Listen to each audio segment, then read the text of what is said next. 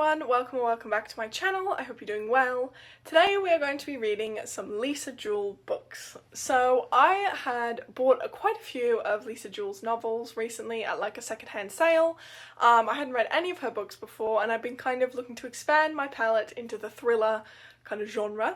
So I had heard of a few of her books and I've heard really good things, so I saw a few of them. I thought, why not pick them up? So I read one of her books last year kind of in preparation to read this one, and yeah, I thought it'd be a fun video to read through these and get a feel for this author, and as well ticking off 3 books on my physical TBR. So let's get into it. So the first book I read is The Family Remains, which is the sequel to The Family Upstairs. I didn't realise this is the second in the series when I got it, which seems to be my curse.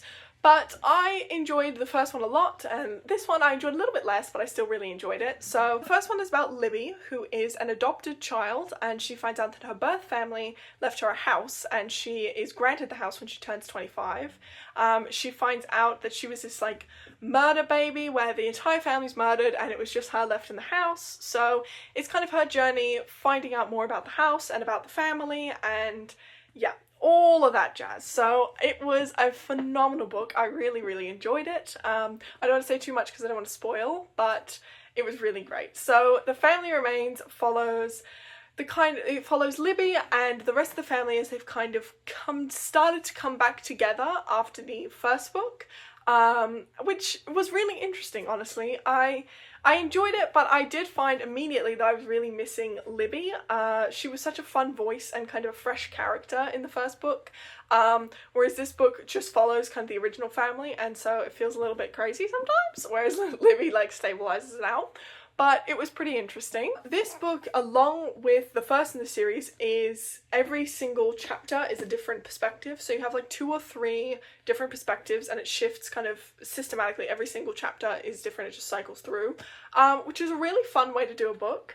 It is so annoying because every chapter ends on a flippin' cliffhanger, which I get is the point of the book. I get that's what the author's trying to do, but I find it so frustrating because it is 2 in the morning, I'm trying to go to sleep, I just need to find out what happened, and I have to read 3 more chapters just to get back to that character. But it is really fun, and it does have short chapters, which we love, but yeah, I love and hate that. I understand it, I enjoy the suspense it builds, but I do find like, oh my goodness, I'm so enthralled what happens next, and I either get sucked into the next chapter and what's happening there and what the cliffhanger is with that one, or I just can't focus enough and I'm just like waiting to find out what happened.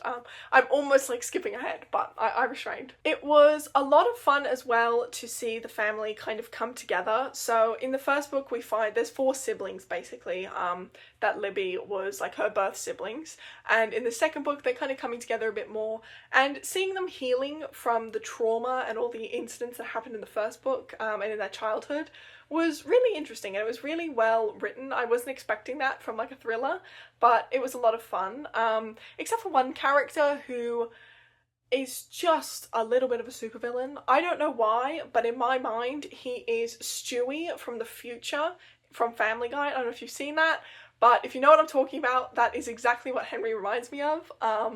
Just this like older kind of creepy guy who has just kind of keeps to himself and is a little bit odd but tries, is a little socially awkward. So the minute that popped into my head I could not unsee it, and he has just been future Stewie in my mind ever since. This book also follows the ex-husband's new wife of one of the original children, which is a very strange tie-in.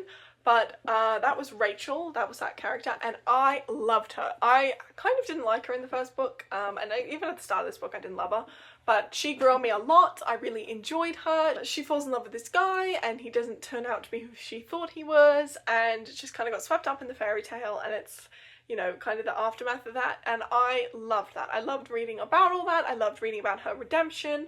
I loved reading about her and her dad. Like, her whole story I ended up adoring, so that was really fun. I also really enjoyed her relationship with the other ex-wife. They kind of ended up, you know, getting in contact, and that was pretty interesting because obviously that's not, you know, a normal friendship to occur, but they had a really fun relationship. But yeah, I think the characters really drive this one, and the suspense wasn't really there as much as in the first book. The first book you're kind of not frightened, but you know, it's very like, ooh, like you have no idea what's going to happen. With this one, you can kind of, we kind of have an idea of what's going to happen or where it's headed, and it's just trying to figure out how we're going to get there and how that's going to be kind of hopefully thwarted.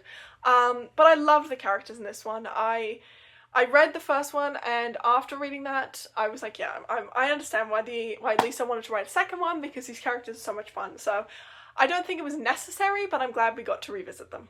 So the next book I read was The Invisible Girl. So this is about a girl who goes missing, and kind of the story around the police trying to find her last movements and the people that are kind of involved. So the two people that are involved in this are, there's a family of 4, and they live across the street from this kind of weird guy, and the family thinks that the guy did it, and he gets swept up in it, but it turns out that the girl is actually the patient of the family across the street. The father was a psychiatrist, so she was one of his patients. So there's a lot of interconnection, which I do love in all these books, like, you know, all the little ties. I love that. But yeah, this was an interesting book. It was also a 4-star like the last one, with 3.5, but I don't think I enjoyed it as much. I don't know. It was kind of chaotic. You kind of get thrown right in. And one of the things I really loved about The Family Upstairs, which was the first one in the Family Remains series, was that you immediately latch on to Libby. Libby is this kind of sane voice, this normal person who's been thrown into this craziness. This book, everyone is crazy. Everyone has the most insane flaws, and you are reading and you're like, okay, you know, you're reading from this really crazy person's point of view, and you're seeing this other person, and you know that they're going to be a point of view, and you're like, wait until we get in their head, then I'm going to have a reliable narrator, I'm going to know what's going on. Nope, no you're not, because they're insane as well. So everyone is mental in this book, which is a lot of fun, but it was a bit jarring. Like, I don't know who to root for.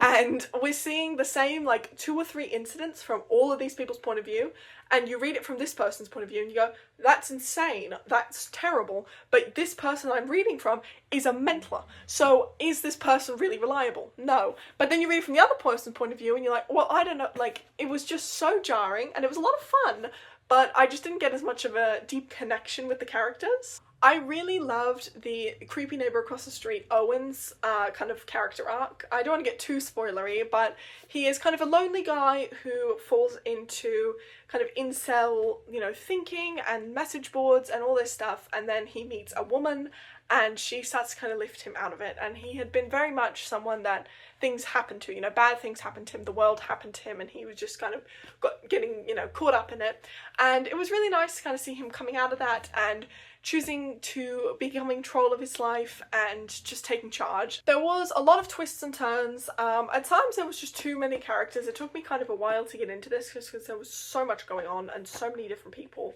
And because I think there's not like a sane person that you connect with, you don't connect as quickly to the characters, which I suppose you're not supposed to do in a thriller. But I think that's why I liked Owen, because he was kind of messed up mentally, but it was nice seeing him, you know, evolve, but I never at any point was like, oh, this is a reliable dude. I think as I'm reading more of Lisa Jewell, she does phenomenal characters, and it's really lovely to see their development. And I can't lie, I'm a little bit of a sappy person. I love a good fairy tale, so every book of hers that I've read so far kind of wraps up really nicely and has a bit of a, even if it doesn't end well for everybody, it has a positive ending for some people overall, and I like that a lot. So I don't know if that's a spoiler, but I do really like that, you know, I think some authors have this really great redemption arc, and then because it's a thriller or a horror, they just throw that away because it's supposed to be all dark, and I really like that Lisa Jewell doesn't just throw that away kind of for the sake of the trope or the genre.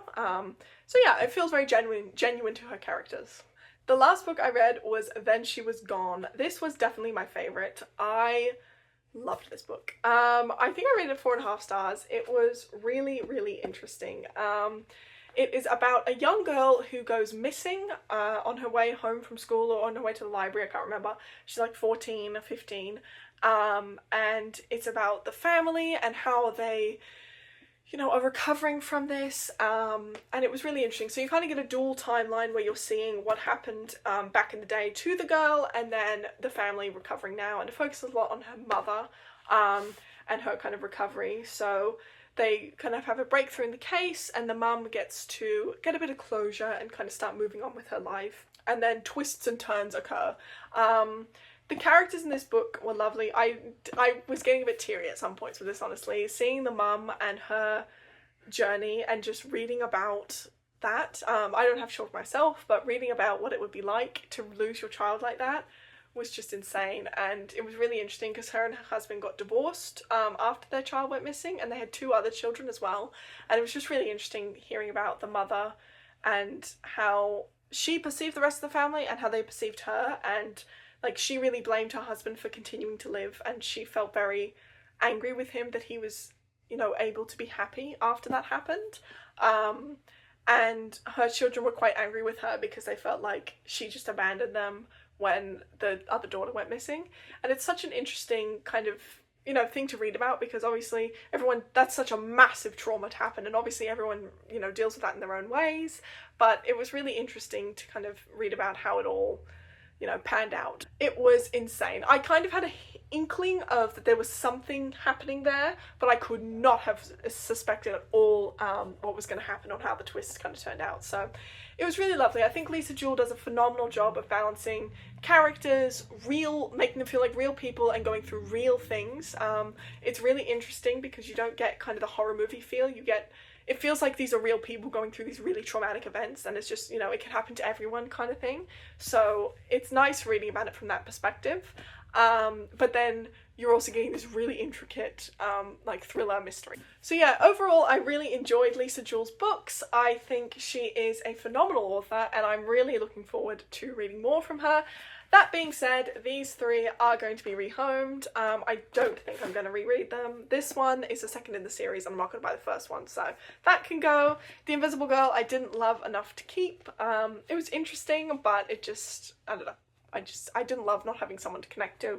And Then She Was Gone was amazing. Honestly, I've been like hemming and hawing about keeping this, but I think if I want to read it again, I'll just get it from my library on my Kindle. So yeah, these can go to somebody else who can enjoy them as well. So that is it for today's video. I hope you guys enjoyed. If you did, consider hitting like or subscribing for more of me working through my physical TBR and trying to unhaul as much of it as I possibly can. Let me know in the comments below if you guys have read any of Lisa Jewell's books, and if you have, which one is your favourite. I would love to know, because I'm dying to read more from her. Thanks for watching, and I hope to see you guys in another video soon.